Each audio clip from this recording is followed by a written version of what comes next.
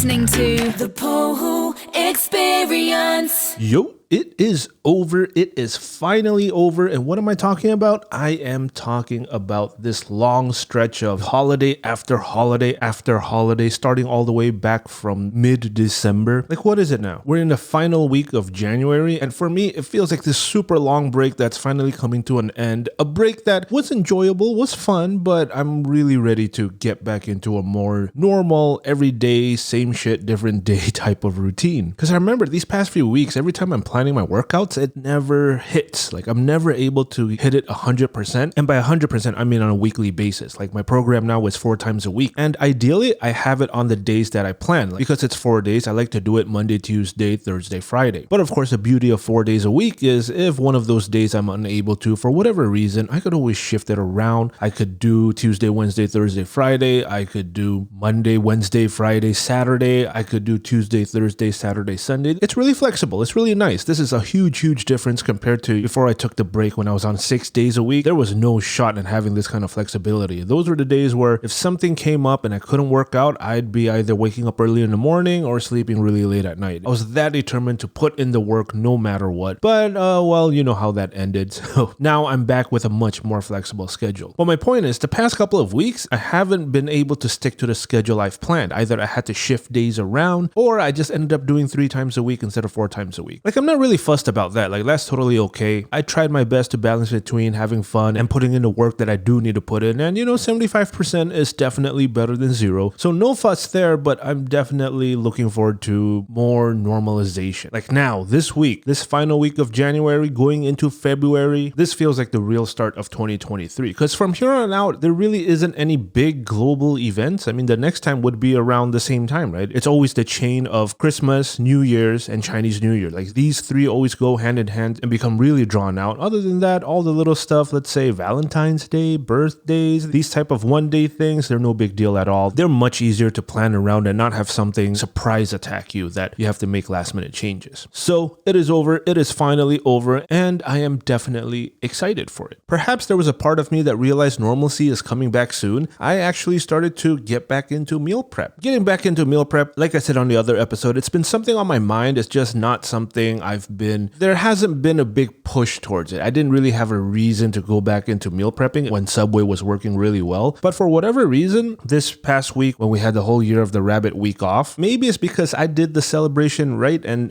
ate all kinds of different things during that week. I really started to get kind of sick of the salad from Subway. And the salad from Subway was something I turned to kind of often if I'm not hitting my daily veggies. Usually for my daily veggies, I'll try to hit 1 or 2 fistful amounts. Any kind of veggies, I'm not really picky at all. And for the most part, Subway's Veggie Delight, Subway salad kind of just hit that spot for me. It was easy, it was quick, probably not the most economical, but it did what I intended it to do, which was just hit my veggies for the day. But this past week having it, I just didn't feel, just not fulfilled. I think maybe it has something to do with the weather as well, because these days, winter's getting really cold here. We're getting down to like 7, 8, 9 degrees. And when it's cold and you're eating a cold salad, it doesn't feel that great. And maybe because I'm eating so much Subway sandwiches as well, which isn't hot food either, perhaps I was craving warm food. I don't know, whatever it was. The other day, we were walking through the market and I just bought a big head of cabbage, 1 onion, and some mushrooms, thinking that, you know what, I want to make a huge pot of stir-fried cabbage and keep it in the fridge, let it be meal prep, and this will be, something to warm myself up, something much better than the Subway salad. And I did that. And it was very enjoyable, and it's something I can see myself continuously do because, I don't know, I guess my taste changed. I guess something changed. Like, I'm still pretty excited about the Subway sandwiches, but the salad, not so much. I mean, if you really think about it, all it is like the veggies, the lettuce, the pickles, and all that from inside a sandwich, but instead they give it to you in a box and there's a lot more of it. It's like, it's not so exciting anymore. And so to share with you how I stir-fried the cabbage, it's basically the same recipe I used to cook the mincemeat cabbage gochujang sauce that I posted in my IG a while back. I think it's still one of the more recent posts since I'm only posting like once or twice a week now. now, but it's basically that recipe right before you add in the meat or the gochujang sauce. So it's caramelizing the onions first and the mushrooms, then putting the cabbage in, salt and pepper, nothing else. Oh, in the beginning, I do add a little bit of olive oil. I think like my whole cabbage was like 1.2 kilos and I used a tablespoon of olive oil. It's like not much oil at all. Didn't add any additional water to it as well, because when the mushroom cooks and the cabbage cooks, they tend to create their own sauce. And yeah, only seasoned with salt and pepper. It was really, really good. It hit the spot that I was looking for. And also brought me back the joy of cooking and prepping again. I think a part of me just has always enjoyed that process, and maybe I miss it. And I think it's over here I want to go on a tangent and kind of emphasize that this whole like diet, this whole workout, this whole changing your lifestyle, changing your habit things, it's something that's forever evolving, right? I think a lot of times we get stuck because we make a plan and we try to stick to that plan dead on. And maybe it goes great for 3 months, 6 months, but then at month 7, month 8, it's not really working anymore. And then we get really, really frustrated, right? It's like, oh, how come this isn't working? This was working 6 months ago, but now it feels like a huge struggle. And a lot of times we won't make that adjustment to make it fit where we are currently. Instead, we're very, very stubborn to stick to the rules that we set out 6 months ago when, things change. Things change over time, and the natural thing to do is to adjust with it. I think it's important to recognize that we're changing every day, and maybe because we're with ourselves every day, you don't really see that change. And the change isn't just physically, it's like mentally, right? Sometimes you just hear something or have a conversation and it just changes your mindset. And when your mindset changes, your current routine was created based on a previous mindset. So naturally, you have to make some adjustments, or not, it's just not really going to work. My whole point is be open to change, be flexible with it, and make adjustments along with it. I think you'll find the whole weight loss and fitness journey a lot easier if you just roll with the punches rather than being really stubborn and sticking to what you have planned initially. I mean, as long as the general direction hasn't really changed, like you're still in a calorie deficit, you're still working out X amount of times a week, the details in the middle isn't really that big of a deal. You do you do what's comfortable for you. What's comfortable for you 3 weeks ago might not be the same now, and that's totally okay. Just make the changes.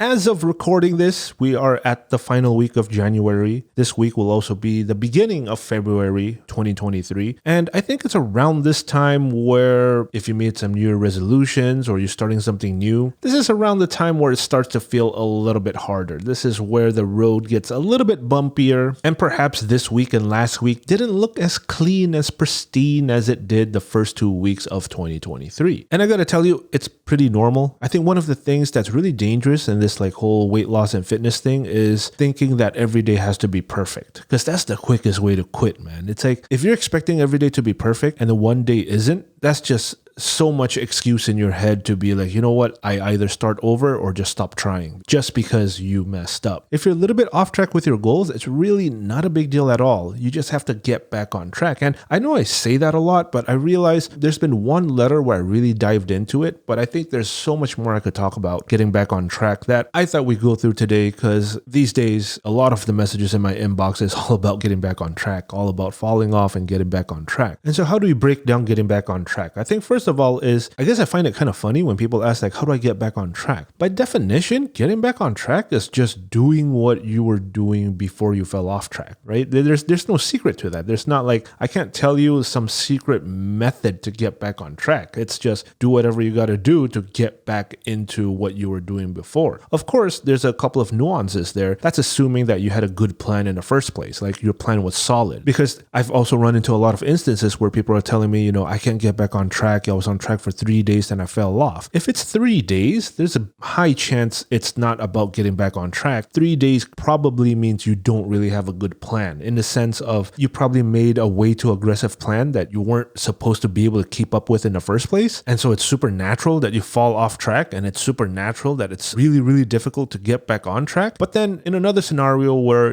everything's been going well for the past 3 to 6 months, and these couple of days you fell a little bit off track. Well, that's just like having a bad day, right? Whether you go to school or go to work, like not every day is going to be exciting. Not every day is going to be a good day. There's bound to be some bad days. There are bound to be some days you're in bed, you don't want to get up, you don't want to go to school, you don't want to go to work, but you gotta go anyway. There's bound to be those days. It's the same with your diet, right? Okay, you decided, fuck your diet for one day. What do? How do I get back on track? You don't do anything. You just, the next day, get back into your regular routine. And one of the main things I want to point out is when you're getting back on track, no matter the circumstance, no matter how bad you think you fucked up, don't make up for it, right? Don't start going into the numbers game. Don't start going into, oh my God, I missed a workout yesterday, so I got to do double today. It's like, don't do that. Or, I overate by 2,000 calories yesterday, so I'm going to eat 2,000 less today. Don't do that. All that does is make your life even more miserable and then spins you into this cycle. Like, I messed up, I got to make up for it. By making up for it, it makes your routine even harder to stick to, which creates a higher chance of you messing up again. And when you mess up again, then you have more to make up for. And you just go into that really unhealthy cycle of messing up, making up, messing up, making up, until finally the only way out of it is like, all right, I got to quit. I can't do it anymore. Like, I'm 10,000 calories down. I can't eat 0 for a day. That's just not going to work. And yeah, okay, you might succeed eating 0 calories 1 day, 2 days. How long is that going to last? That's not. The only way out of that is to quit and restart. But we all know that quit and restart isn't like a video game, right? You don't just hit the reset button and you're back at level 1. In real life, when you reset, there's that waiting period. Like when you quit a diet, there's that waiting period of feeling like, oh crap, I screwed up. A couple of weeks, couple of months go by. Then you got to wait for the motivation to come back, right? Okay, maybe I should start my journey again. Then there's the whole planning process. Like that whole thing, we're talking months when you're restarting a diet. It's not instantaneous. And then some might argue, but you could. Yeah, you could. But the problem is most of us don't work like that. The cycle is that relentless when you really identify it. But anyway, back to getting back on track. So if you just messed up for like a day or a weekend, there's really nothing to worry about. Like if you had a really good, friends came over, family came over, you had a crazy ass weekend, and Monday you're like, fuck man, how do I get back on track? It's like, don't overcomplicate it. Just pretend the weekend didn't happen and do what you usually do on Mondays.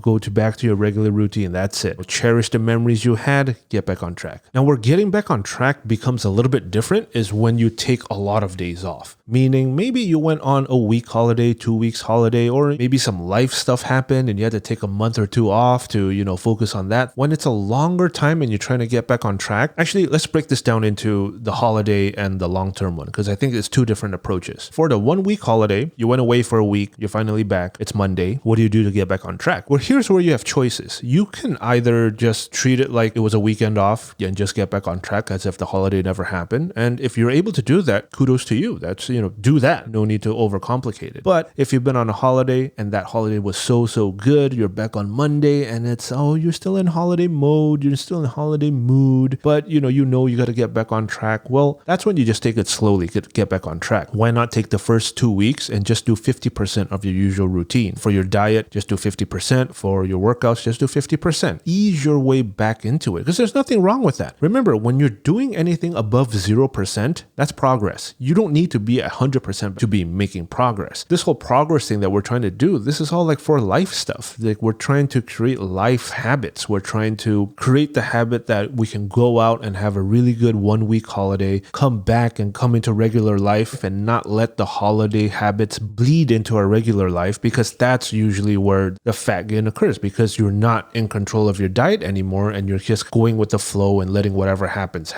And so for the week holiday, first 2 weeks, just do 50% of your usual routine. Week 3, you could either go back to 100%, or you want to make this a slower easing it in, you could do 75%. And by week 4, by 1 month, you're fully back 100%. Like that works too. Is your progress going to be a little bit slower? Yeah, but it's still progress and you're not going off track. You're not missing the mark. You're still heading in the right direction. You're just taking your time to get there rather than making yourself really, really uncomfortable, getting back on track 100% on day 1 after and being just completely the polar opposite of your past week. Like there's really no need for that. It's just unnecessarily suffering, right? It's making yourself feel like shit for no reason. Like nobody gains anything. You could getting back on track 50% for first 2 weeks and then 100% or 100% right away. No one's winning any medals. You're not significantly losing more fat or gaining more muscle. There's just no wins. No wins there, except you're put in a really bad mood if it's really uncomfortable for you. So that's the 1 week holiday. Now, if we go into the example of, let's say you took a month or 2 off for whatever reason, personal reason, maybe you're going through a hard breakup and, diet's the last thing on your mind right now, that's fine. Or you're moving to a new country, new lifestyle, you got to get yourself settled in. You just can't really track your fitness and health right now. Totally fine. Life happens, right? If you've taken 1 or 2 months off, I think the first thing to do is not to get back on track. The first thing to do when you're ready to get back into having diet goals and fitness goals, you need to reevaluate yourself, because you're likely very different than you were 1-2 months ago versus now. Perhaps you haven't changed that much, perhaps your goals are still identical and you just go back to your old routine, that's fine. But I would highly suggest you at least gave that some thought, because if you have changed, if you have new preferences, if there's a different way you'd like to do things now, now's the time to make the change, because a lot of time has passed. We change. Humans are always evolving. And even if it's just 1 and 2 months, maybe 2 months ago, you were really into going to the gym. You were really into doing Pilates because your boyfriend or girlfriend loved to do Pilates and you did it together. But then, shit happens. You guys broke up and you took 2 months to heal from that. And now you're ready to get back into working out. But then you realize that, I actually didn't really like Pilates. I did Pilates for him or her. I actually like rock climbing more. Great. Well, now why don't you make a new plan, a new climbing plan for your workouts, and make a new routine for yourself, right?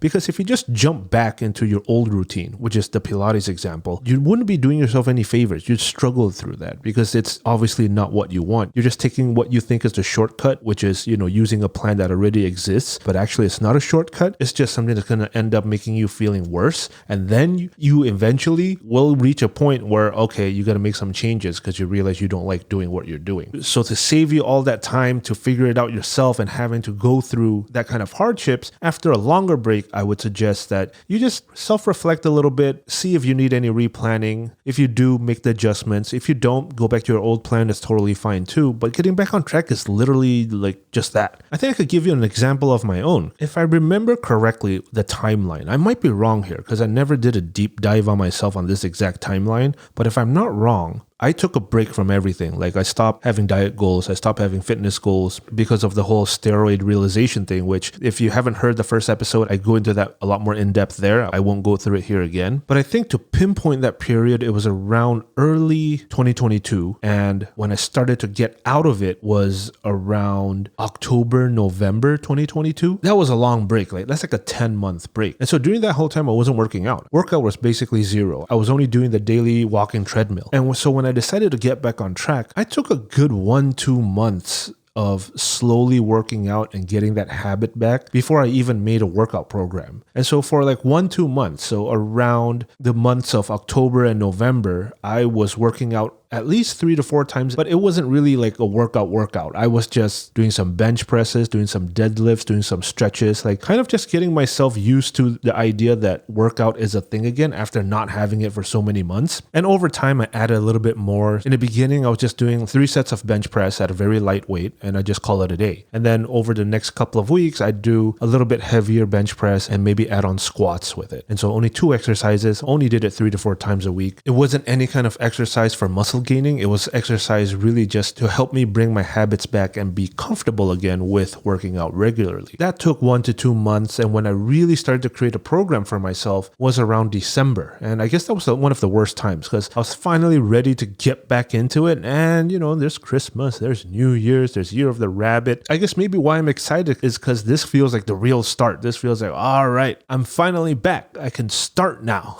But yeah, that was my workouts. And then for my diet, the whole time I was tracking my calories because it's really just a habit. Even if I didn't really have diet goals, I'm just used to tracking what I eat on a regular basis. So for me, there wasn't much getting back on track with that except to have goals again. So I started to be more strict with hitting my protein goals. And then I also had to ask myself what I wanted to do because I was at a higher end of weight. I took the break after I did a bulk. I never cut out the excess fat yet. So I had to ask myself like, okay, how do you want to do this? Do we want to do this slowly over time? Do you want to go on another bulk cycle? I had to take some time to figure out what I really wanted moving forward. I guess that was why I was at a low, right? Because I was lost on where I wanted to go. And I didn't really have a clear answer for it, except that I knew that I wanted to cut off this excess fat. I liked it a little bit more in front of the mirror when my abs were a little bit more prominent. Like you can still see like a tiny bit now, but it's almost bye-bye. And so I gave myself a very, very slight deficit. Like I had no reason to go too fast and I still wanted to just enjoy food, feel fulfilled. There's not really a timeline I'm chasing. I just know that, I keep this on long enough, the results are just going to show itself. I just had to put in a plan. I didn't really care about the date. And so with all of that sorted out, around December, I started to fully be back on track. But that's after like 1-2 months of pre-planning, preheating, getting ready for it. Even though I really wanted to get back on track, I needed to take some time before all of that comes into action. So if you've fallen a little bit off track since, the beginning of the year, it's really no big deal. Don't beat yourself up over it. It's not worth it. Like, it happens. Like, whatever it is, it happens. And it doesn't mean you suck, doesn't mean you're a loser, not at all. Make the adjustments you need to make, if there are any, and just get back on track. Like, that is it. Don't worry about it. If it's just that one-off thing, really, really no big deal at all. If you're messing up like on a consistent basis, like you're finding yourself just messing up once every 3 to 4 days, then yeah, there's some things you might want to change. You might want to go back into your plan and make some adjustments because it's obviously not sustainable. And this whole journey is about sustainability. And it's also, no big deal that you have to change your plans. That's the whole point. You make a plan to get started. And as you start, as you go on, you make changes based on what has happen. You got this. Don't overthink it. Just get back on track.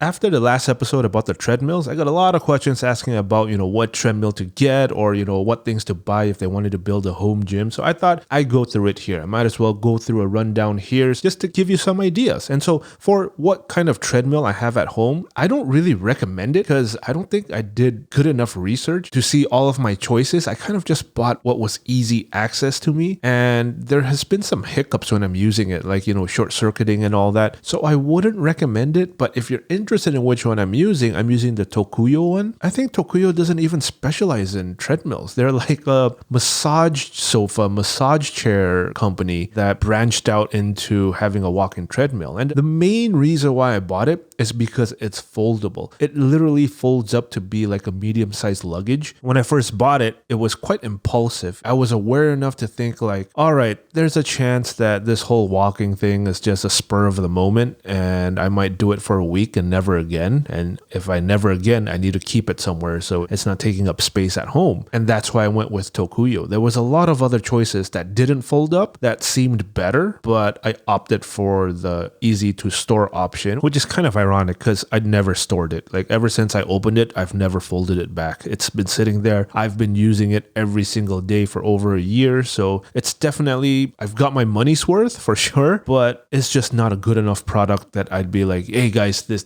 is it. This is the one to get. Like, I'll give that recommendation once I go through more treadmills. And in the case of building your own home gym, that really depends on what kind of exercises you're into. Then you buy what kind of equipment you need, right? I'll give you a backstory on how my whole home gym thing started. Like, I didn't start with a squat rack and, barbells and plates. I didn't start like that was the end game. The beginning game, the only thing that I had that I invested in was a pull-up bar. Because remember in my journey in the very beginning, I was doing body weight workouts because I wanted a workout that I could do consistently no matter where I was. I wanted something that I had no excuses, whether I was on a holiday or I was on a business trip, if I'm in a hotel room, if I can do sit-ups, push-ups, L-sits, all these things, I had no excuse to not exercise. And so I was very into body weight workout and I did invest in a pull-up bar, those type that you just, stick to your door. I stuck one to my bathroom door. And that was the only thing I had for like 8 months before I got into powerlifting. And when I got into powerlifting and I was consulting my friend who's already been lifting for a couple of years, I asked him like, what kind of equipment do I need to start powerlifting? And he said, just a set of dumbbells. Like with a set of dumbbells, you can do every exercise. You can do squats, you can do bench presses, you can do deadlifts. And I was like, oh, that's it? I thought I had to go with the whole barbell route. He suggested not to first because I wasn't used to it and I didn't know how much I'd enjoy it or not either. So I just got a pair of adjustable dumbbells, like the really, really cheap kind, the kind where you have to screw it on and off yourself. And a little bit after I got the dumbbells, I got the workout bench because I was kind of scared doing bench presses on a sofa or in my dining chairs. I didn't know if they would hold the weight. It just didn't feel very safe. And I thought, getting a bench is basically just an extra chair at home. And with it opened up so many more exercises for me. Like I could do bench press, I could do rows, sitting shoulder presses. There's just a lot of things when you have this stable thing to sit and lie on. And so that lasted me a couple of months until the dumbbells weights were starting to get too light. I needed to go heavier, but there just wasn't enough weight on the dumbbell. Like the dumbbell was literally running out of space. I couldn't add any more plates to it. And that's when I considered, okay, I've been at this for a couple of months now. I enjoy it. So I guess it's time to look for a squat rack. back. It's time to go into the barbell world. And so I upgraded into that. But before I upgraded into that, it did take me a while to make that jump, to make that decision, because I was kind of juggling the idea between investing all into a home gym or having a gym membership. Because before all of this, I was a gym goer. Like, in my 123 kilo days, I had gym memberships. I'd sign up to the gym closest to me and not go. like go every time I felt motivated, which was in a year, probably a couple of weeks here and there, and that's it. But I was paying monthly membership for the whole year. But I knew that this time was different, right? I really lost the weight. I hit my weight goal. I'm getting into an exercise habit. I slowly built everything up from body weight exercises to dumbbells, and now my dumbbells are too light. Where do I want to go from here? And perhaps I was getting really comfortable working out at home. I decided, you know what, I'm going to go all in into a home gym investment, because I did the math, and the math kind of like, in the long term, the home gym is going to save a lot more money, and the conveniences is incomparable. I think a lot of times back then when I was, morbidly obese, like a big struggle of working out wasn't, the workouts, wasn't the gym membership. It was getting to the gym, right? It was, all right, it's time to get to the gym. Got to start packing my gym bag. And, on days that I didn't want to go, I'd look outside the window, hope to see some rain or hope to see maybe signs of rain so I could maybe use that as an excuse to not go. It's like, there's a whole ordeal. And even, on the travel to the gym, like, oh, maybe feel a little bit something on my heel or on my leg. It doesn't feel 100%. Oh, maybe I shouldn't go so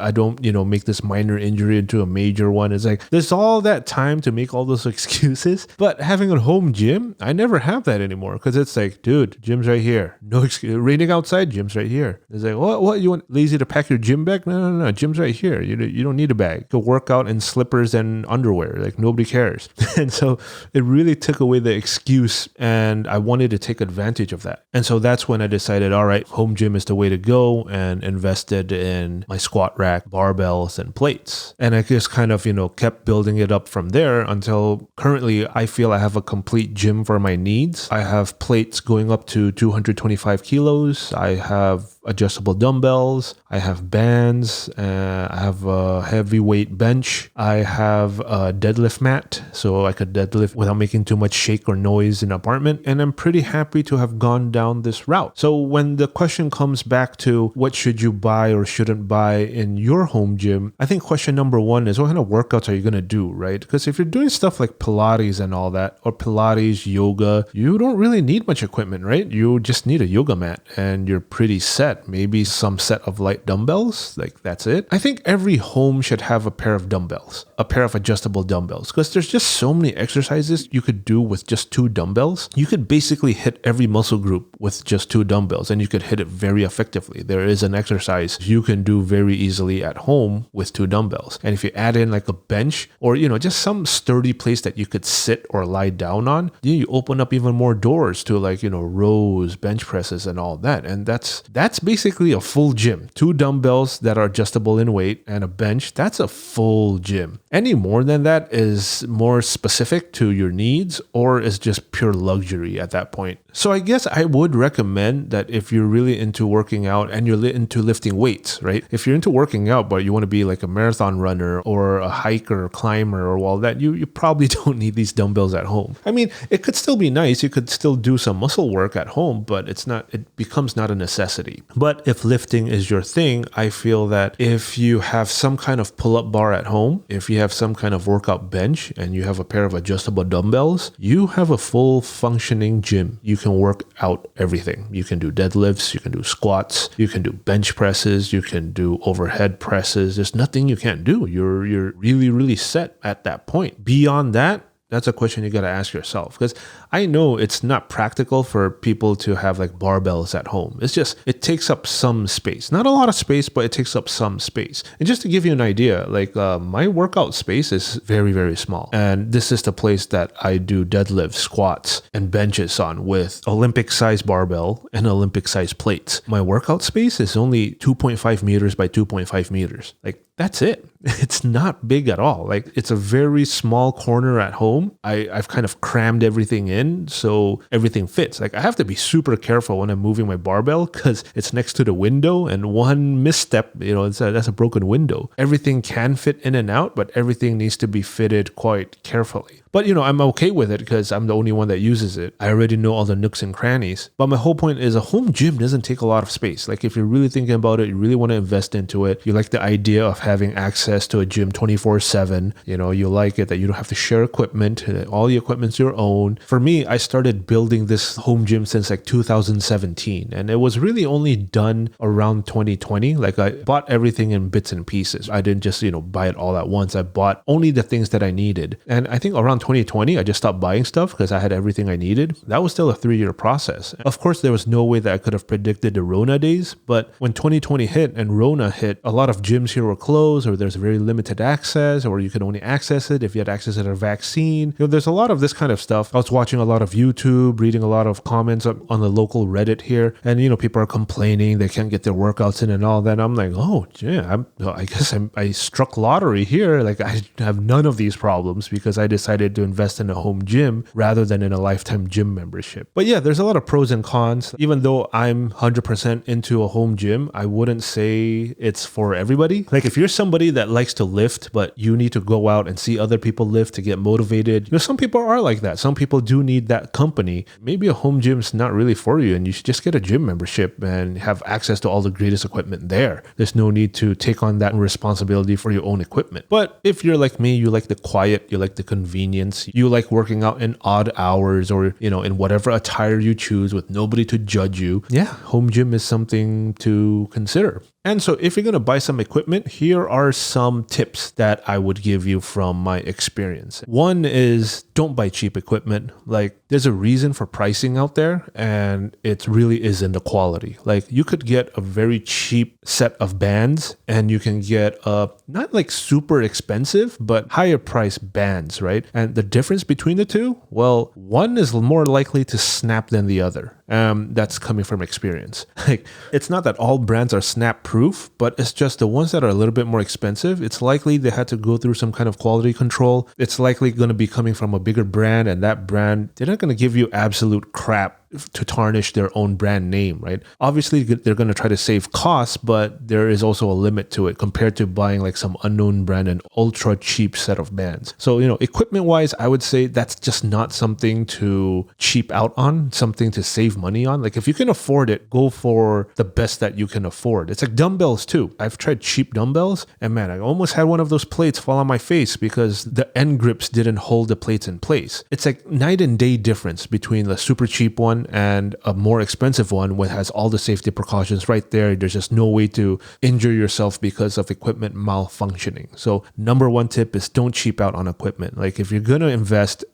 to what you can afford or save up for it. It's just because it's working out, because it's, it's heavy things, right? When these heavy things get dropped or break while you're in the middle of a workout, forget about the item breaking and you need to go get a new one or, losing the money. Forget that part. The scary part is the injury, right? If you get like a life-changing injury just because you got cheap equipment, that sucks. And unfortunately, I've experienced and seen that happen. So number one, don't buy cheap equipment. You don't need to buy the most expensive one. You don't need golden plated dumbbells, right? But, get it from a respectable brand. Do your homework before you buy any piece of equipment. And the thing about equipment is also this too. Like you buy a decent equipment, like you buy a decent set of dumbbells, those things last you for life. You don't ever have to buy another set ever again. I have a set of adjustable dumbbells, and Syed from Syed Fitness, I'm sure you've seen me repost a lot of his stuff on IG. He has the same set for almost like 15 years. Like that thing just doesn't break. The initial investment into a good piece of gym equipment might seem steep, but it could be just, a buy once thing and never again. And that's like lifetime investment. Number two is don't buy things you don't need. There's a lot of weird, quirky exercise stuff out there. There's a lot of things that look pretty. It's really tempting to just buy it, but if you're not going to use it, there's just no reason to buy it for a what if, because all that's going to do is take up space. Essentially, you're just wasting money at that point. And it's just, if you're shopping for like exercise equipment, there's just so many things out there that's like, oh my God, this is cool. This is cool. This is cool too. And you end up getting like, oh, I want all of it. You buy all of it, but you're really only using 10% of it. It's like even exercise bands, right? Unless you've used it before and know how to use it and know how to incorporate it into your program, there's no reason to buy it. There's really no reason to buy it at all. Like, I would recommend that if you have a home gym, that you have a set of bands, because they're very flexible. They add weight, they add resistance. They're very useful. But if you don't like it or don't know how to use it, or only really hearing about it now that I'm talking about it, no reason to get it. Try it out first. Don't buy stuff you don't need. It's like I said earlier, in a home gym, pair of dumbbells, a workout bench, pull-up bar, you're set. Everything beyond that is very specific to your needs or luxury at that point. And when you say luxury, sometimes it's just throwing away money